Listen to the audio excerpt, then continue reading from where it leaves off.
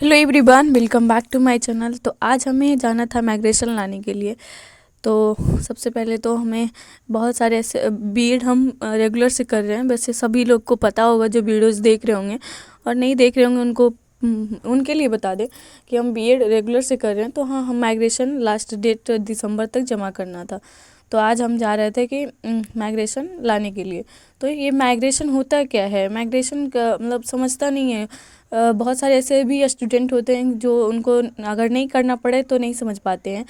तो हम उनको बताएं कि माइग्रेशन जो होता है ना, वो मगध यूनिवर्सिटी से आप पाटलिपुत्र यूनिवर्सिटी सब अलग अलग होता है। मुंगेर यूनिवर्सिटी होता है, पाटलिपुत्र होता है, मगध होता है। तो ये सब यूनिवर्सिटी है। आप दूसरे यूनिवर्सिटी से दूसरे यूनिवर्सिटी में एडमिशन करवाएंगे तो आपको माइग्रेशन का सर्टिफिकेट देना पड़ेगा।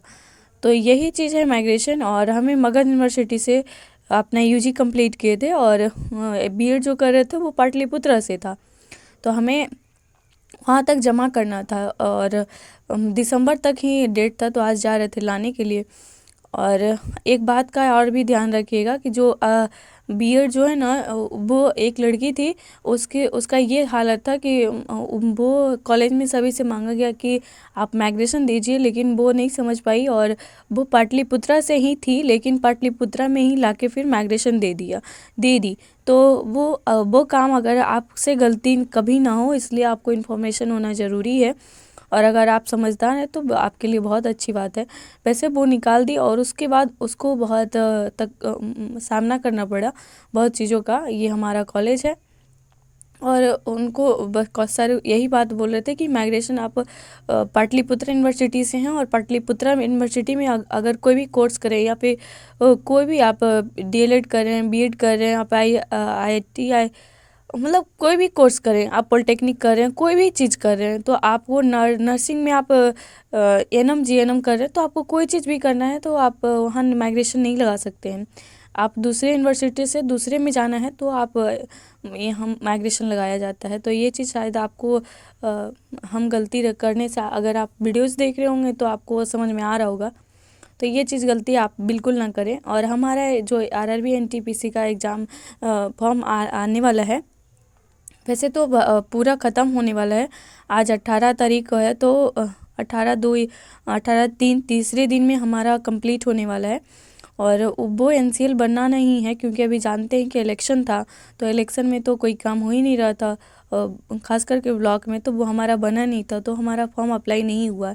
तो इसके लिए हम अपना कॉलेज जाके ब्लॉक गए थे, ताकि ये वाला जो होता है वो अपने घर से बनवाना होता है।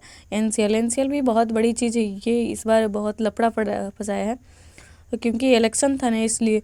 और वो अपना घर से बनाना होता है, तो अभी तक बना नहीं। अगर एक बार गलत हो गया तो आपको कोई करेक्शन भी नहीं होने वाला है, तो आपको देख के भरना पड़ता है। तो शायद हम पहले नहीं देखे थे और इसको भरे थे, और भरने के बाद जो आया था वो नाम में गलती हो गया था, और एक शब्द के चक्कर में हमारा एक फॉर्म तो फिलअप ख़त्म ही हो गया था। वैसे तो आरआरबी एनटीपीसी जो है वो अभी डेट बढ़ेगा, और वो डेट भी बढ़ गया था, और तब हमको पता चला। तो अभी एनसीएल बना नहीं है, तो वो एनसीएल को हम कंप्लीट करने के लिए वहाँ गए थे।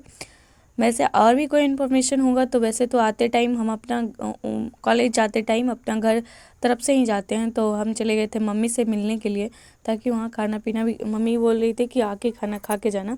वैसे मम्मी नहीं कर रही थी जाने के लिए, लेकिन हम चले आए, क्योंकि और भी पढ़ने के लिए देखना पड़ता है। हम पूरा बुक वगैरह नहीं ले जाते, और कब तक इस बात को कहते रहेंगे कि पढ़ते हैं, और कब तक एक दूसरे बोझ को ढोते रहेंगे। साल पे साल बीतता जा रहा है, और यहाँ से वहाँ मतलब बुक ले जाना बहुत रिस्की वाला बात होता है। और आधा एक घंटा के लिए आप जाते हैं तो फ्री होके ही जाना होता है। तो इसलिए हम चले आए, और यहाँ आने के बाद बाबू को भी तबीयत ज़्यादा थोड़ा बहुत ख़राब हो गया था, क्योंकि सर्दी है, और सर्दी में बाबू को तो ले जाना चाहते नहीं हैं, लेकिन फिर भी हम सोचे कि अभी टाइम है और धूप भी है, तो इसको लेते चलते हैं। और वहाँ जाने के बाद बाबू भी वोमिटिंग कर दिया था, इससे उसका तबीयत और भी ज़्यादा ख़राब हो गया। और आने के बाद उसका फिर अच्छे से जो होता है ना कि आग जला के सेकना, वो की थी दादी।